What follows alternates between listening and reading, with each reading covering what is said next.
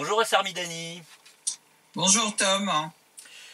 Alors, nous arrivons au 19e CITREP, nous sommes le 29 mai 2017 et vous vouliez souhaiter quelque chose en particulier à certains de nos...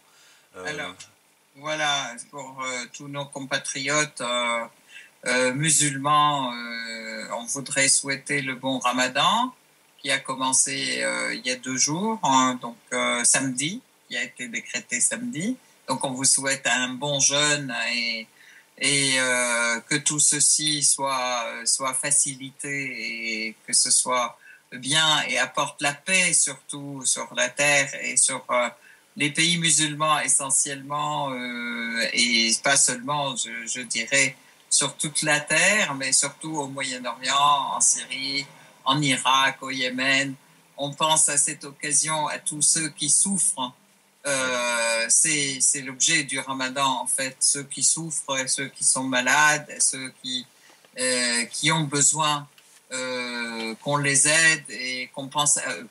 Donc, une grande pensée à toutes ces personnes, mais aussi à tous ceux qui souffrent, qui font le jeûne, mais aussi à tous ceux qui souffrent sur Terre. Nous vous souhaitons un bon jeûne et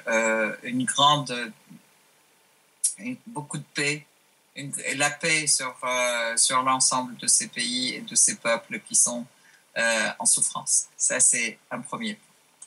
Voilà. Absolument, et en plus, on va parler en particulier de ces prisonniers palestiniens qui étaient justement en grève de la faim en Israël, en prison.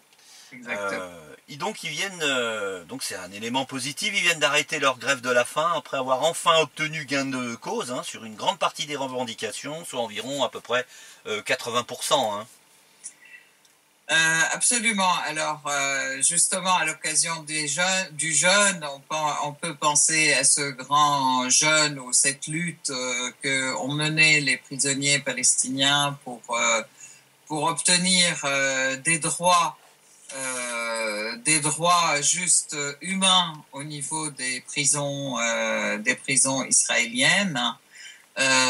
Nous pensons effectivement qu'ils ont passé 49 jours de grève de la faim. Cette lutte avec leur ventre, avec leur tripes, on peut dire, a porté ses fruits, mais ils ont été maltraités, l'objet de beaucoup d'exactions, eux et leurs familles, en Palestine occupée. Leurs familles ont été malmenées. Tous les rassemblements de soutien qui ont eu lieu en Palestine ont été agressés par l'armée israélienne, ont été arrêtés, battus, mais ça n'a pas empêché que dans tous les coins de la Palestine, et je peux dire du monde, parce qu'il y a eu aussi énormément de solidarité qui s'est exprimée avec les Palestiniens dans le monde entier, notamment donc en Syrie, qui est un pays qui est en guerre, mais ça ne les a pas empêchés d'exprimer leur solidarité avec le peuple palestinien. Plusieurs manifestations ont eu lieu, plusieurs meetings, plusieurs messages. Il y a même eu des Syriens et des prisonniers syriens aussi du Golan occupé qui se sont joints aux prisonniers palestiniens dans cette lutte. Je voudrais parler de Subti al-Maqt qui a été aussi l'objet d'une décision du tribunal qui est complètement illégale, du tribunal israélien, de 14 années de prison pour la simple raison qu'il ait pu montrer preuve en main la connivence entre l'État israélien et Jabhat al-Nusra et les terroristes qui mènent la guerre en Syrie contre l'État syrien et contre le peuple syrien. Donc, beaucoup de prisonniers, plusieurs prisonniers aussi du Golan se sont joints aux Palestiniens. tout ceci, toutes ces luttes convergent et tout ceci est pour dire que c'est exactement la même lutte. Et ce qui se passe en Syrie, c'est aussi pour faire oublier la lutte du peuple palestinien, pour faire oublier la cause palestinienne et surtout aussi pour faire oublier toutes les causes du monde. Alors, je reviens sur les solidarités qui ont été exprimées. Il y a eu quand même des meetings de solidarité, des manifestations de solidarité qui se sont exprimées en France, que nous saluons. En Irlande, où il y a eu des sit-ins importants oui. Devant le Parlement, où l'État irlandais a décidé aussi de hisser le drapeau palestinien sur les bâtiments officiels. Sur les bâtiments administratifs de l'administration irlandaise. Donc nous saluons tout ce mouvement et nous saluons le peuple palestinien et tous les peuples qui se sont levés aussi contre cette injustice totale. Je rappelle aussi le peuple libanais et la résistance libanaise qui a fait aussi énormément de manifestations de soutien et de solidarité, mais aussi un travail au niveau des instances internationales pour exiger de l'État israélien de répondre positivement aux revendications des prisonniers palestiniens, qui sont des revendications humaines et du droit humain. Heureusement, aujourd'hui, tout ceci a conduit effectivement à une victoire des prisonniers palestiniens sur 80% de leurs revendications. C'est au moins au niveau, donc beaucoup au niveau de la manière dont ils sont traités en prison, la possibilité de contacter leur famille, la possibilité de recevoir des visites de leur famille, la possibilité de d'être aussi dans des prisons proches de leur famille et pas être exilés dans des prisons lointaines. La fin de l'isolement individuel aussi, dans des cellules individuelles d'isolement. Bon, un certain nombre donc de leurs revendications les plus importantes, on peut dire.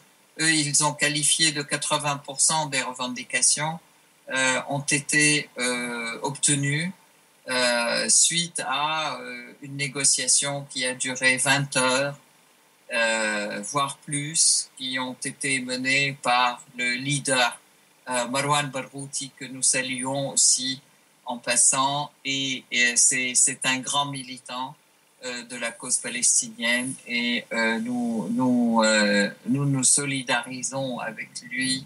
Il a tout le monde a toute notre solidarité et tout notre soutien dans cette lutte juste pour la justice et pour les droits humains. Merci Essar. On va changer totalement de sujet.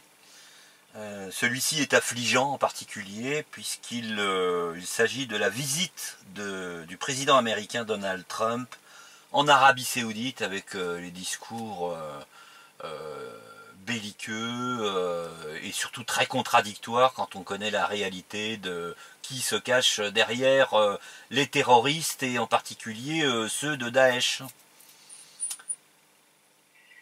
En fait, c'est pas un hasard que cette visite s'organise et a été organisée par les rois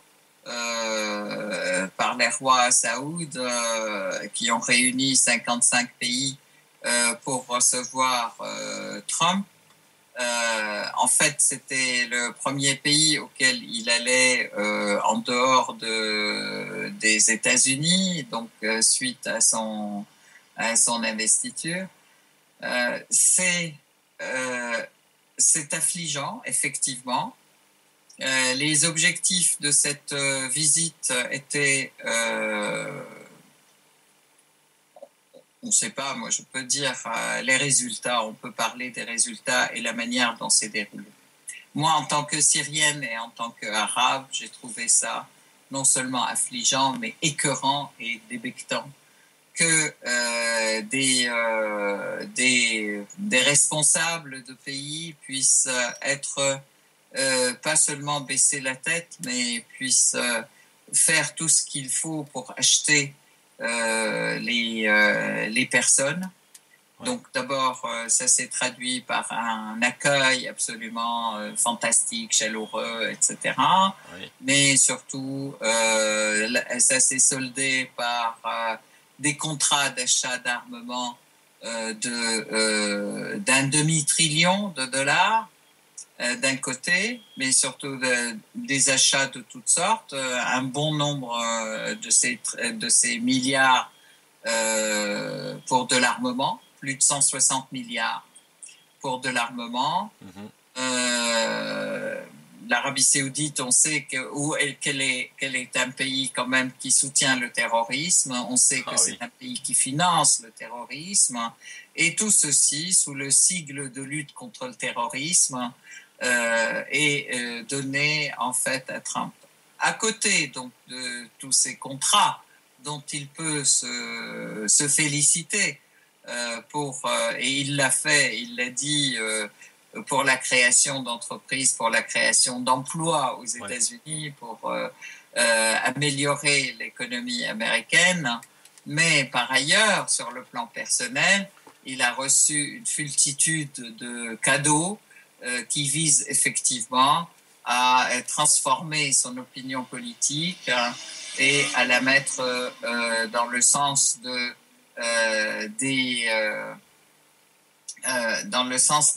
volontés ou des idées des Saoudiens, qui ne sont que des valets d'ailleurs, rappelons-le, ils ne sont que des valets et de ces Américains et des différentes administrations américaines. Donc les cadeaux personnels, ça allait des diamants qui coûtent des millions de dollars, des montres qui coûtent aussi quelques millions, 25 montres diamantées et or massif qui lui ont été offerts, valent 100 millions chacune, 100 millions de dollars, un flingue en or massif, une épée en or massif qui pèse 25 kilos, un yacht de 125 mètres, plus des djellabas qui sont incrustés de joyaux et de pierres précieuses et de diamants.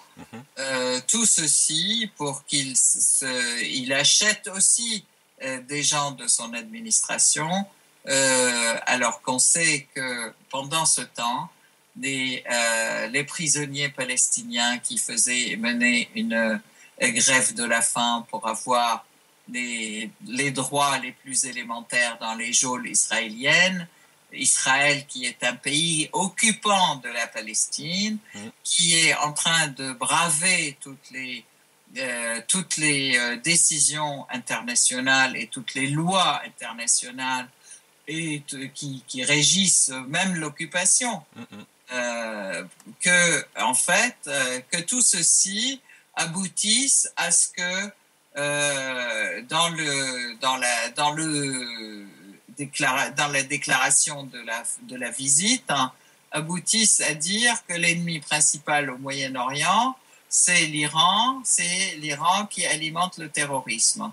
Et donc, au lieu d'ouvrir les yeux sur celui qui alimente vraiment le terrorisme, qui est Israël, et qui sont l'Arabie Saoudite, le Qatar et tous les pays du Golfe, eh ben, on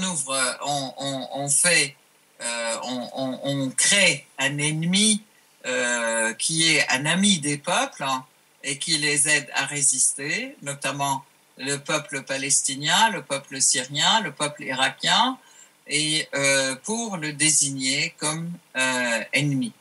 Donc voilà, ça c'est quand même quelque chose de plus qu'affligeant, je peux dire. C'est du cynisme, c'est du cynisme crasse même. Ah, pour moi, c'est vraiment un crime. C'est vraiment quelque chose de. J'ai beaucoup de mal à qualifier ça. C'est ordurier par rapport à l'humanité et par rapport aux problèmes humains. Ouais. Donc voilà. Et puis après cela, Trump qui va directement en Israël, en cet état d'occupation et cet état d'oppression permanent, Israël, qui est là, il leur voue toute allégeance, il va jusqu'à prier et faire à s'incliner devant le mur des lamentations, et il va jusqu'à... Et c'est absolument abject. Tout ce que je peux dire, c'est abject. Et d'ailleurs, on peut pas faire pire. Oui. D'ailleurs, vous parliez de cette pseudo-lutte contre le terrorisme soi-disant venu d'Iran. Il faut rappeler quand même que Israël a soigné les terroristes du Front Al-Nosra dans ses propres hôpitaux de campagne. Lui fournit des munitions, des armes pour lutter contre l'État syrien, en violant régulièrement l'espace aérien syrien pour bombarder les militaires syriens en Syrie, ce qui constitue évidemment un casus belli systématique.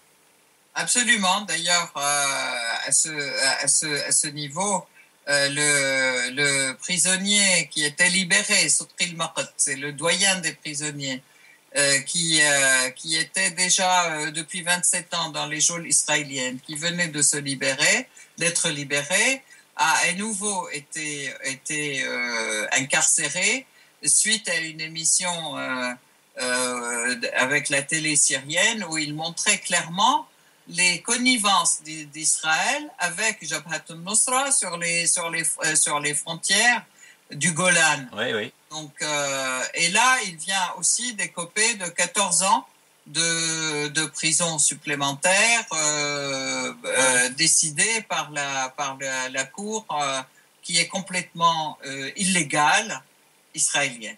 Donc, voilà, ça c'est aussi le spectacle qu'on a. Donc, Israël qui soutient les terroristes, l'Arabie saoudite qui soutient les terroristes, Qatar qui soutient les terroristes, sont tous les amis des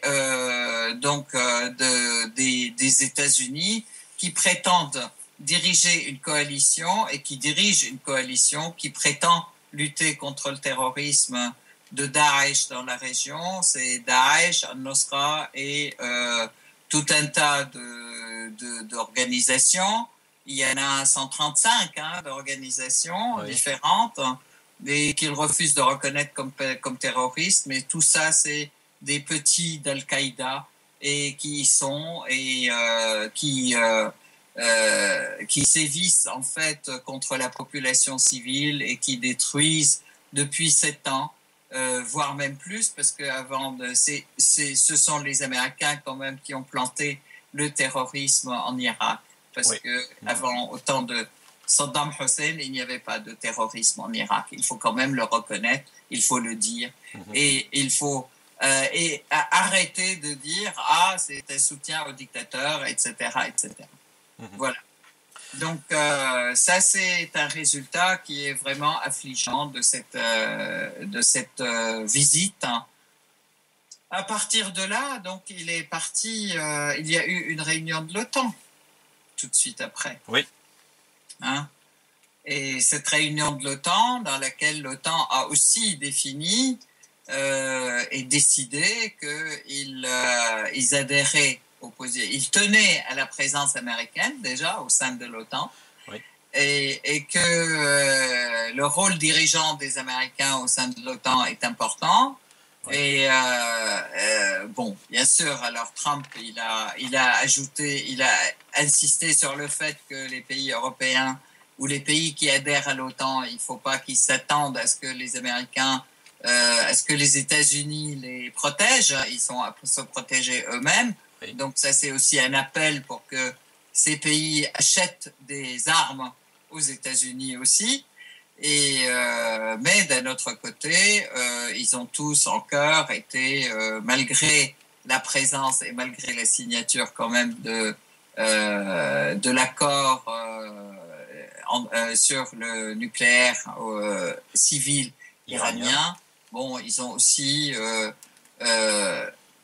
acquiescé le fait que l'Iran est un ennemi dans la région. Bon, je pense que là, ça a été un petit peu modulé par d'autres propos, mais voilà, c'est Mais justement, vous parliez de l'OTAN à l'instant, là.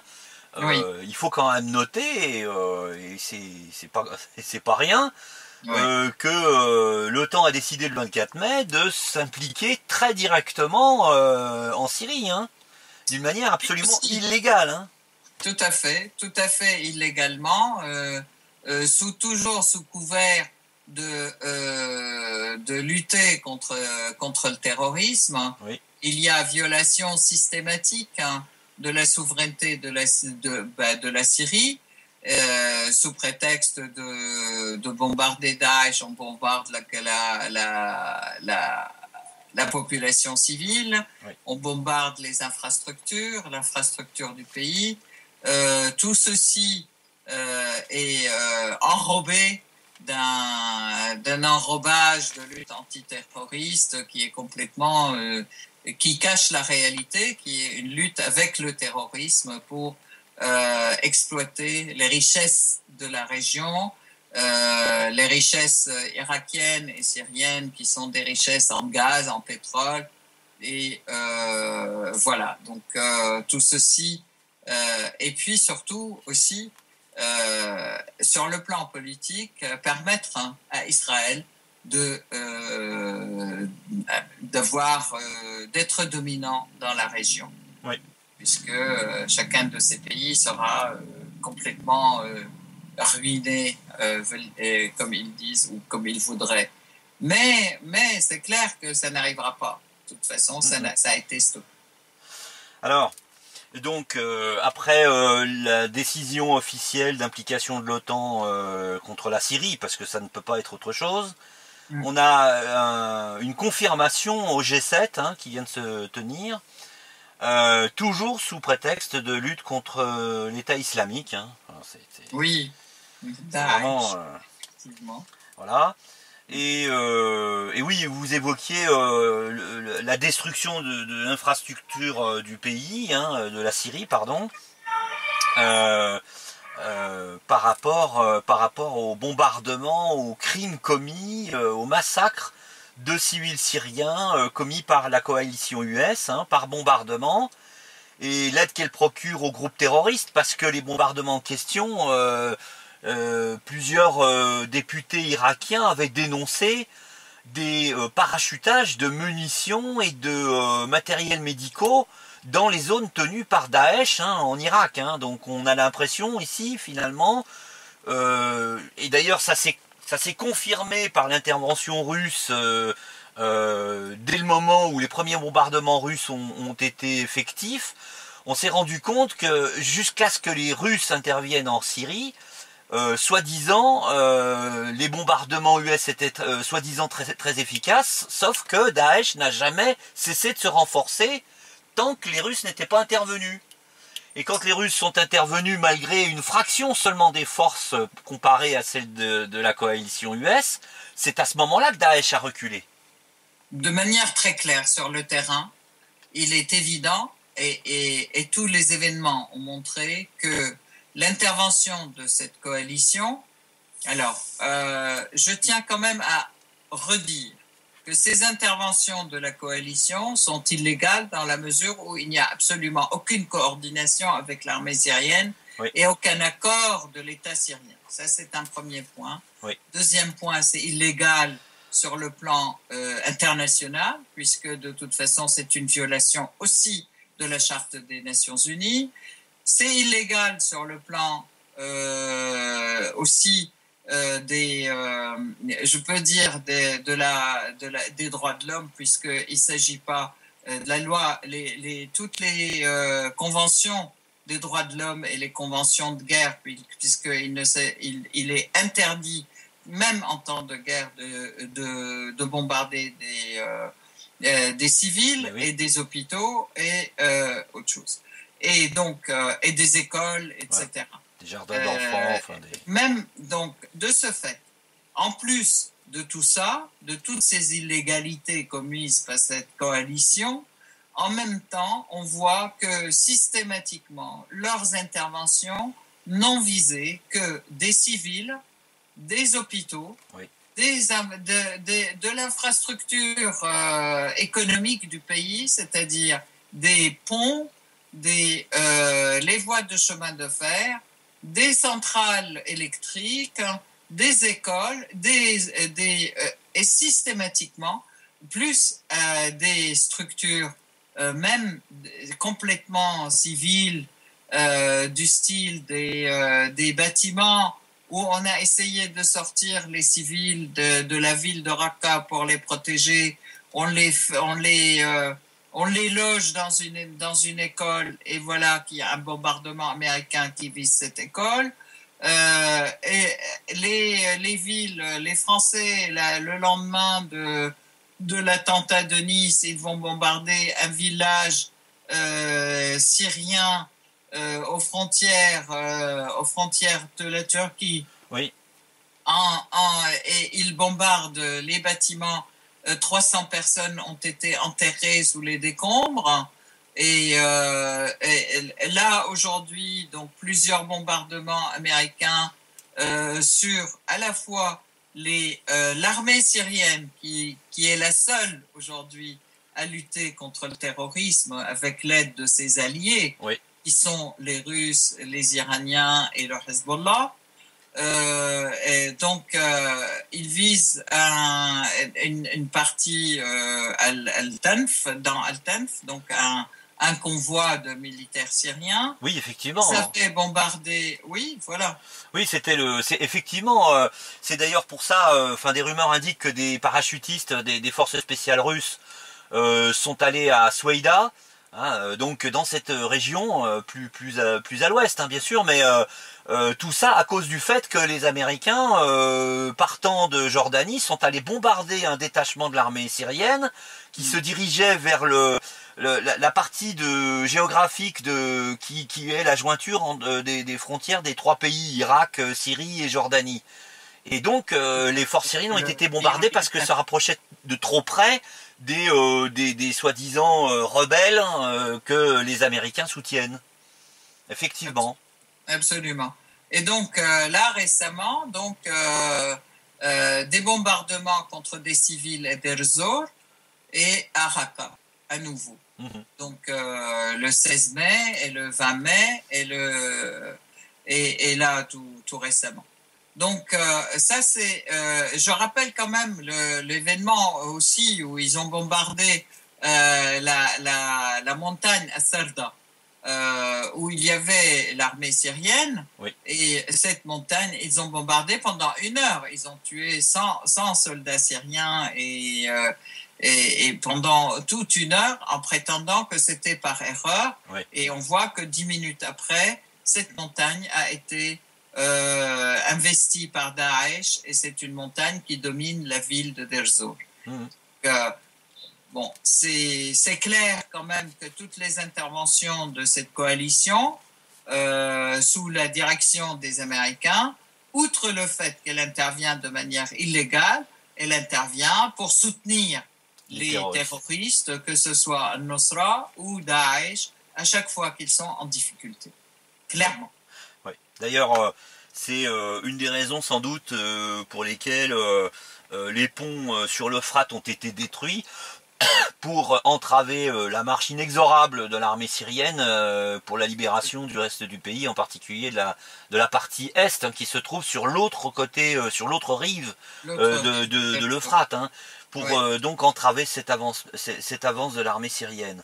Et puis il y a aussi finalement l'instrumentalisation des forces kurdes, hein, l'utilisation cynique des forces kurdes syriennes pour tenter une dislocation de la société syrienne. Hein. Tout à fait. Alors ces forces kurdes, elles sont utilisées comme des bûches en fait, pour le projet américain, qui est de construire et de créer une base militaire américaine qu'ils ont commencé à faire d'ailleurs, Oui, oui. à l'est de l'Euphrate, hein, dans la partie nord-est de la Syrie, et qui jouxte l'Irak. Tout ceci pour créer un triangle de séparation ou une géographie de séparation entre l'Irak et la Syrie, et entre donc l'armée irakienne qui combat effectivement les terroristes, oui, et l'armée syrienne qui les combat. Donc aujourd'hui, avec l'avancée l'avancée que je salue d'ailleurs très fortement de l'armée irakienne et des forces du Rassemblement populaire irakien qui avancent dans la libération de Mossoul ouest, oui, donc c'est la partie qui est plus du côté de la Syrie, et de tout le département qui est lié à Mossoul. Aujourd'hui, ils sont arrivés à libérer la ville d'El-Ba'aj, qui est importante. Et l'objectif, c'est toujours, par rapport de l'armée irakienne, c'est de pouvoir fermer les frontières syro-irakiennes ou sécuriser les frontières syro-irakiennes de manière à tenir les forces terroristes en tenaille entre l'armée et les forces du Rassemblement populaire, donc irakien d'un côté, et de l'autre côté l'armée syrienne, oui, qui d'ailleurs aujourd'hui arrive jusqu'à Maskana, qui est le dernier bastion du département, dernier bastion pour Daesh, et qui fait partie du gouvernorat d'Alep-Est, oui, et ils arrivent aux frontières de Raqqa.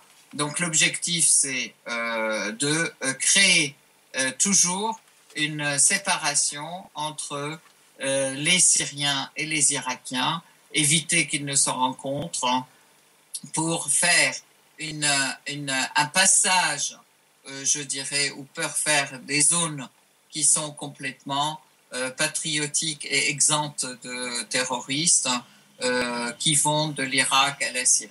Oui. Voilà. Et donc, justement, les Américains essayent de s'incruster dans cette géographie, oui, qui est au nord-est de l'Euphrate. Mm-hmm. D'ailleurs, les forces irakiennes, c'est d'ailleurs ce qu'essayent d'empêcher les forces américaines, hein, la coalition US, tente donc une jonction avec l'armée syrienne sur les frontières irako-syriennes. Hein. C'est ça qui leur fait peur. Hein. Bien entendu. Alors, à ce titre-là, je voudrais rappeler quand même qu'il y a une coordination qui a été mise en place depuis 2014 ou 2015, fin 2014, début 2015, entre la Syrie, l'Iran et l'Irak. Donc, contre le terrorisme, une coordination qui était une coordination pour les renseignements et pour l'échange d'informations dans la lutte contre le terrorisme.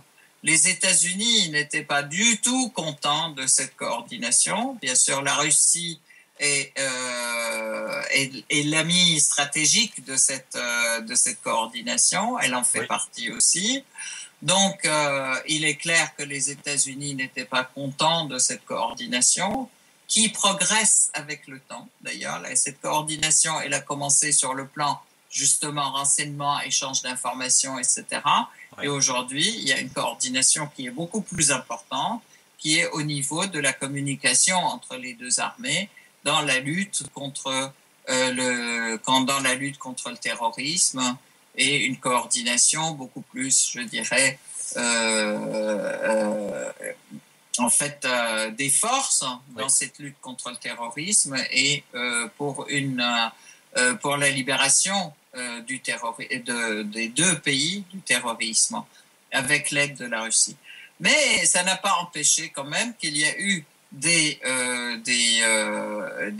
terroristes de Daesh qui sont partis de Raqqa, fuyant Raqqa, et qui sont partis vers le désert, entre guillemets, vers la steppe syrienne, hein, du côté de Palmyre. Et c'est là qu'il y a eu l'armée, l'aviation russe qui a pu, avec l'aide de l'armée syrienne, qui ont détruit 39 camions d'armement. Oui, des pick-up, oui. Absolument, des 39 camions de Daesh qui devaient se diriger vers Palmyre. Donc, ils ont tous été détruits et avec 2000 Daesh qui étaient dedans, en fait. Oui, c'est... vous parlez de ça, effectivement, c'est... alors, ces terroristes sont partis de Raqqa, soi-disant, parce que ça reste à vérifier, hein, soi-disant à cause des attaques menées par les Kurdes et leur soutien militaire américain, qui donc auraient poussé Daesh à fuir de Raqqa, hein, pour l'est de Palmyre, finalement, pour les pousser à réoccuper, ou en tout cas attaquer Palmyre, puisque Palmyre a été libérée de nouveau, et pour s'y installer. Maintenant, on peut fortement douter de cette affirmation. On peut penser plus raisonnablement, je dirais, qu'il y a eu un accord entre les forces de coalition US et les terroristes de Daesh pour dire on va faire semblant de vous bombarder et puis comme ça justifiera que vous alliez attaquer Palmyre. Je pense que je ne sais pas ce que vous en pensez, mais je pense que les Américains doivent commencer à abandonner l'idée d'utiliser Daesh pour poursuivre leurs opérations de mercenariat contre la Syrie.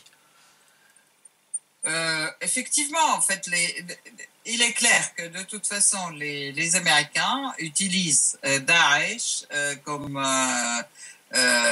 mais ils ne veulent absolument pas que Daesh soit liquidé d'un côté. De l'autre côté, ils utilisent parfaitement Daesh pour s'implanter et pour avoir plus d'influence dans la région. Donc, c'est une utilisation claire et nette, hein, de Daesh et pas seulement. C'est que Daesh est leur création. Il faut quand même qu'on s'en rappelle. Daesh a été la création des Américains. Al-Nusra, c'est la création aussi des Américains. Al-Qaïda, ça a été affirmé à plusieurs reprises, même par eux-mêmes, par les dirigeants eux-mêmes, par Hillary Clinton, par Trump, etc. Que de toute façon, Al-Qaïda a été créé par eux. Et tous ces subterfuges d'Al-Qaïda, qui sont Daesh, qui sont Al-Nusra, etc., ils ont tous été créés, entraînés, soutenus, armés, dirigés logistiquement et par les renseignements, toujours par les renseignements américains, israéliens, anglais et français, donc, et turcs, bien sûr. Il y a parmi les Daesh, les terroristes eux-mêmes, il y a plus de 130 nationalités. Nombreux qui sont bien sûr qui sont saoudiens, koweïtiens, même yéménites, même des pays arabes, en fait, libyens, tunisiens, etc. Mais il y a aussi bon nombre d'occidentaux qui sont venus de tous les pays européens aussi, donc allemands, suédois, danois, etc., plus tchétchènes et ouïghours, je pense. Et c'est la raison pour laquelle, quand le président Assad dit « tout le monde est concerné par la lutte contre le terrorisme », c'est que toutes ces personnes qui sont venues du monde entier, de nationalités différentes, qui ont été entraînées, soutenues, armées, etc., qui ont passé à qui on a bourré le crâne de wahhabisme aussi, pour tuer l'autre qui ne te ressemble pas, etc., quand ils vont revenir dans leur pays d'origine, ils vont sévir et ils vont faire du terrorisme à tout va. Des dégâts, Donc, ouais. c'est vrai que tout le monde est concerné, mais il est temps, peut-être, hein, et est-il temps, je peux dire, pour ces différents gouvernements des pays de l'OTAN et des pays de l'OTAN et des vallées saoudiens et qataris, de prendre conscience que ce sont eux qui vont, c'est leur tour après, Oui. de toute façon, et qu'il est important qu'ils mènent aujourd'hui une véritable lutte contre le terrorisme qui puisse protéger leur population et non pas être complices de ces terroristes pour des fins politiques, tout simplement, Ouais. et de domination, parce que leurs peuples vont trinquer. Et moi, là, en tant que Française aussi, je peux dire qu'il est important que aussi l'État français puisse aussi prendre conscience de ce danger et se mettre du bon côté pour effectivement lutter contre les vrais terroristes, lutter contre le terrorisme, pour protéger la population française, pour protéger le peuple et éviter d'aller dire on lutte contre le terrorisme en l'alimentant et en le soutenant. Voilà. Ok.